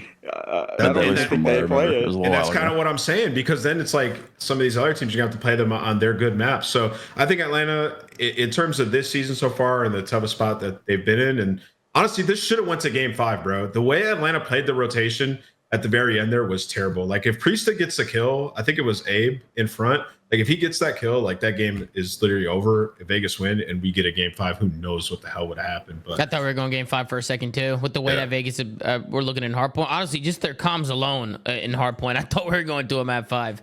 Well, speaking of comms, let's tune into the listening here with the Vegas Falcons because it was a good one. So let's tune in and see how the boys sound. Alright, they're gonna chop front. Go kitch. Yo, he's kitch. Yeah, one shot. A weak. He backed up fireplace. Fireplace. Yeah, he's nice. One down. I'm with the kitchen. I'm hoping Alright. They might repent on some weird shit. I'm gonna say the kitchen. I'm waiting for you. Help me kitchen. No one beyond. I'm trying to grab. Two couches. Okay, we're good. I'm nice. Yo, behind us, plat. First guy, okay? Solid plat. Where'd he go? He's just running through right, I think. I don't know. He's on the top. I'll move MC top. Alright, back up there. I can put somebody. He's going right. I'm holding top mid. You heard? One shot. Top. One shot. Two top. I think they go in front. I think they go in front. Yeah, help me front. I'm moving top. Center time. Outer. Two outer.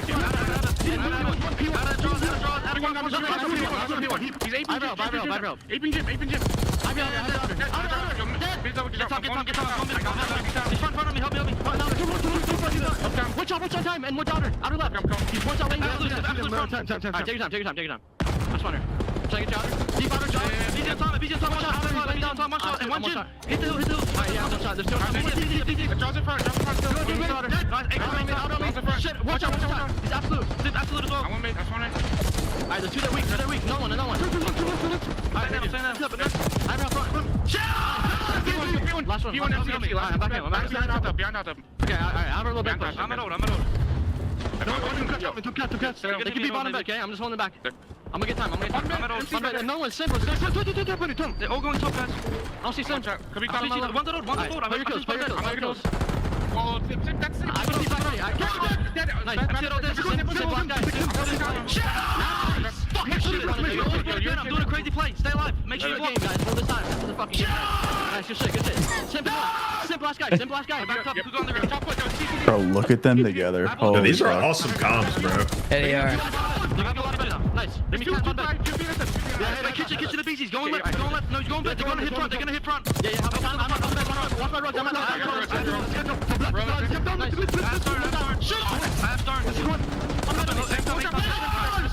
There's an Try to get out, guys. Try to get out. I'm holding P1. I'm holding P1.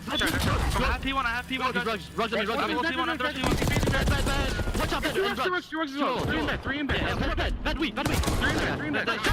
Go. I'm going on the ground. I heard you. I'm banging on the ground, guys. Yeah, one in gym. Let's get gym. Nice. Get to you, guys. One might spawn behind us. Yeah, spawn behind more. We split. All right, what'd you guys think, bro? These guys got fucking passion, man. Love it. It was a great listening, bro. It Not was a even the good screaming, listening. the small talk was awesome. That was. AG's taking a leadership role on this team. You can tell. He's What the fuck was going on in the hex quarters, bro? I'm so I don't serious. know. dude. I'm so serious. AG looks it's night and day, dude. It's not even fucking close. Yeah, I don't know who's running the show, bro, but It's that not even culture over there. close, Bro, dude. it's P4 and Pred is literally rank play spawn trapping, running at piano. X-Nid's running at him too. They're double Yeah. rank play spawn. I will say the one thing that stood out to me, and I don't know if you guys noticed too, is like there was a lot of like, yo, I need help, and the help was there fucking immediately, Yeah. bro. Which I think it just shows that they're all listening, and that's a big part of Hardpoint. Yeah. Their comms are great. I loved it. Yeah. Yeah. People were saying I look like X-Nid. Scrappy said that X-Nid's looks like me. Everybody's saying I look like X-Nid. Listen, bro, he's a good-looking guy. He's a handsome guy. There's nothing wrong with that. You know what I mean? But Vegas, they look great in the hard points. I think they really need to hound in on their S&D and control going into the event. I think if they can figure out just how to win some of those maps, like especially thinking, I feel like Surge too, especially S&D. Like if they can start winning some S&Ds and getting comfortable there, like, bro, these guys can go far, bro. Who knows? Maybe they make a run at the event. That'd be crazy Bro, if they make a run. I'm That'd be truly insane. baffled, Tom. Like, Optics downfall needs to be studied, though. Like, Pred is actually unbelievable. Like, Yeah. he's still insane. Yeah. Like, he was fucking ass on that team. Like, majority of the time. It almost like he lost his confidence on that team, or he just felt uncomfortable. Because I feel like AG's always going to be confident, right? But like, I mean, here's the thing, though. Like when we were watching that Optic team, his arrow was weird for sure. We always it critiqued his was. arrow, but his like stats were always decent. Like he still was like getting kills. He just wasn't maybe taking the right routes. Okay, but but Duarte, he wasn't doing this 40. oh yeah, 30? no, not even close. Not Yeah, even close. this is But like, crazy. dude, even their in the entire map 4, like he went crazy, didn't he? Didn't he go crazy? Yeah, he went 40 and 30 in the map 4. Yeah, You know, like, bro, 1.3. like he's yeah, I mean, dude, when we were watching Optic play, like you remember how you said it just a second ago that the help was there when people were calling for help. Like that Yeah. was not happening on Optic, bro. People were everywhere on the map besides where they needed to be. Like Yeah. they were remember we were talking about how like they weren't like head smashing enough. They need to dumb the game down. Well, these guys have dumbed the game down enough to the point where they are just basically running it the fuck down. Yeah, it looks like and simplifying the game. Yeah. Yeah. You have to also remember too. I also wouldn't discount the fact that like XNID is the best team he's ever been on. AG, Preston, and Alec. I mean, think about where the careers are at this point, right? AG, I feel some time away, kind of understand his new role. Preston and Alec are kind of starting to run on the end of their chances now. Like it could also be a perfect storm of like hunger and drive, and they've kind of quickly figured out how to play a hard point system where AG can kind of be free. Yeah. They can kind of play structured behind it. It just hasn't come together in the other modes, no, unfortunately. Clay's just the GOAT, bro. Of course, you. Yo, Clay's just the absolute No, GOAT. I said this is a real Yeah, flagrant fucking shit. Here we go. in Here HP, we we'll go. give it to him. But to be honest, like personnel wise, bro, I don't know if this team's gonna get good at search. Like I'm gonna be honest. So, Yeah, I don't know. that whole shit on shit got ended real quick. We got to that dealership. I don't know where their win conditions are going to come from. That was a I mean, 5-minute map. I mean, the thing is, though, personnel-wise, like, yeah, XNID's region played a lot of search, and like they were a pretty decent search team. Like when they had their original Falcons, like they were competitive in it. Preston maybe pretty decent at search, but like when it came to like Pred and Alec, I feel like it's always kind of been their worser game modes of of the two or of the three. Sorry, so I don't know. I don't know where it's going to come from. They got to figure it out though. We got some banger matches tomorrow. I'm really excited for tomorrow's matches. I feel like the last 2 days have been kind of slow with the matches. They've been just kind of like lopsided. And I feel like we kind of expected like some of the results there. Even though our predictions are kind of in the fucking gutter. I feel like tomorrow is probably the best day of matchups that we've had this weekend. We got Boston Breach going up against the Vegas Falcons. I think this is going to be a great one. Obviously, we think Vegas' hard points looking really good, so we'll see if they can keep that going and step up in those other game modes. Boston's obviously been looking really good. They've been back on form, so excited to see that matchup. And then we got Atlanta FaZe versus Optic Texas. That's always a great matchup, right? FaZe versus Optic. That never gets old, no matter what the roster is. So I'm excited to dip into that. And then we got a new look at the Carolina Royal Ravens as they just dropped Vivid. They brought in Dylan Rex, and they're going up against LA Thieves, one of the best teams in the game. So that's going to be a great watch as well. So we got 3 3 bangers tomorrow. I'm excited. We'll start with predictions. I'll start with Boston versus Vegas. I got Boston breach 3-2. I can see it going down to a last map, but I think Boston's going to take the searches, and I think they're going to win. But what do you think, Duarte? Who do you got? Yeah, I got Boston. Benjay? I got Boston. Sam? Same. Nameless? Same. All right, and then with Atlanta FaZe versus I got Optic, Giga, bro, of Texas. You love Giga. It's your boy. I do. And then we got Atlanta FaZe versus Optic Texas. I'll go Atlanta 3-1. Who do you got, Duarte? I'm gonna go Atlanta, even if they've looked weak at hardpoint. They're just a better team than Optic right now. But wouldn't be surprised if Optic just randomly step up. We get like a crazy series at a Shotzzy. And yeah, we'll see. Yeah, what about you, Benjay? What do you think? I think it's a FaZe 3-1. I think Optic will probably take a map. This FaZe hardpoint's really up and down, but I just think FaZe's S&A control is still fine. I don't know with Optic at this point. Sam? Yeah, I'm in FaZe. I can't pick Optic here. I'm sorry, guys. What about you, I Nicholas? mean, I think this is a random Hook tweak match. And You think Optic so? win. A Hook online special tweak, bro. So you got Optic, Ant? Yeah, I got Optic. Yep. All right, and then we got the Carolina Royal Ravens going up against LA Thieves. I got LA Thieves in this one. I think obviously Dylan Rex, new team. Maybe there's a honeymoon stage there where Carolina would come out and win this one, but I just think LA Thieves look so strong right now, so I'm gonna go with Thieves in this one. But who do you got, Duarte? I'm gonna say Thieves, but like if they're gonna win, it's gonna come off the back of literally a Gwyn and Dylan Rex combo online fucking masterclass slaying series. Because Listen, bro, we are online, Chris. Just predict Thieves, and we keep it moving, baby. We're gonna pick. I'm picking Thieves, but yeah, we'll see. I'm excited to still see Dylan Rex play and see if they can at least make this a competitive series, take some maps. But Yeah, I don't know. He has a tough draw. we'll see what the guy can do. What about you, Benjay? Thieves 3-0. Sam Yep. and Ant. Thieves have dominated Ravens on the year, like every series, right? Correct. Like, what's the Yeah. series count? Isn't it like 3-0? They've been not close too. I don't know. And they've like 100 point club and shit, right? All right. Yeah, they're I'll not take your 250 points charm. in our point. Oh shit. TJ Halley's gonna put his foot on Scrap's long neck. No. Listen, this is a serious fantasy beef for me. I traded Tej for Dan, and that is the last stage or the last match of the qualifier for me to make playoffs. So if I get shit on by Tej, I fear the Crumble lineup is elite this week, brother. listen, Is bro, it? I think Crumbology's out the window, man. We've Yeah, had have you some elite looked up? ones. We've had some bad ones. I don't know. Yeah, that crumble shit means nothing, I don't think. Yeah, I fear Crumbology's out the window. Oh, man, listen. There's a candy egg brownie cookie this week. Ew. That sounds And nasty. Ew. Strawberry tres leches cake cookie. All right, that as well. sounds far. That sounds far. Exactly. You know what I'm saying? But yeah, guys, huge shout out to Nameless, to Ant for hopping on again last minute. Pat last minute couldn't make the show, so Ant, I really appreciate you hopping on. Love having Thanks, you man. on. And then, of course, shout out to the rest of the co-hosts. Shout out to everybody in the chat. Hope you guys enjoyed today's episode of The Flank. We got some banger matches tomorrow, so excited to get into it. We'll obviously be back with the watch party in the show, and we'll get right back into it. But Benjay, why don't you hit us out with a little putt, and we'll call it, brother. We got some channel points coming in. Hopefully I putt well. I got a golf round tomorrow, like 8 a.m. Are you golfing tomorrow at trying 8 to- a.m.? trying to I've get the been low- flashbang, bro. Trying to Yeah. keep the low 80s going. Oh yeah, there we can see the hole. All right, Benjay, let's see what you can do, Benjay. Hey, yo. Benjay the same, stepping up to the plate. Does he got his slippers on today? Because yesterday he didn't have his slippers on, and he missed fucking 3 putts in a row. He's got his slippers on. He's probably feeling icy right now. Let's see what Benjay can do as he steps up to the plate here. As he lines it up on a green, we got millions of channel points on him sinking it tonight. Can he get it done? And he gets the ball. He That was sinks W it. pace W line. Let's fucking go. Nice and easy. He's hyped up. He's ready to go. And he, Better than the 4 misses yesterday, Ben. Good job. Wait, Way to actually, make he up actually for it. missed 4 times. How many three. did He you miss three. yesterday, You Ben? missed 3? 3 in a row yesterday. Did you You not? missed You three missed 3 in a row. Yeah, no, Wait, Ben, you got the Italian beard? You actually did it, huh? I see it. You got the fresh fade. yeah, no, I got a nice fade. Yeah, Nice, Ben. man. You looking I will- good, Benji. He's I looking will say, good, bro. it's on me on the course. Like I shot the A2. I don't think I putted well in that round though. I just Ant can say I was hitting every green though. My wedges and irons were on. All right, buddy. And what did you shoot, Ant?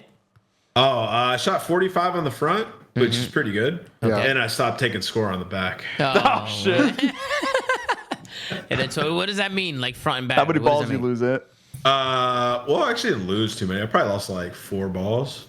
There's a lot of water on the back 9. There's a lot of like random water on a bunch of holes. But to be fair, Sam, like I'm not one of those guys that's like fucking hawking my ball down. That shit's in the fescue. Yeah, you can have that. It's donation. The course my big ass walking around the high grass. I'm good. The course we played is actually like when the wind blows, it actually gets kind of hard.